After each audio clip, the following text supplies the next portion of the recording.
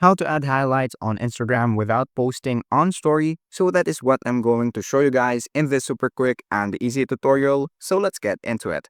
So the first thing that we need to do is to actually open, of course, our Instagram app right here.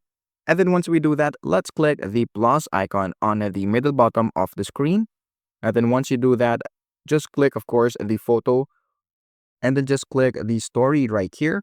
Now, what we want to do here is to click this one right here on the bottom left corner of the screen and then just select the photo that you want to upload into your highlight.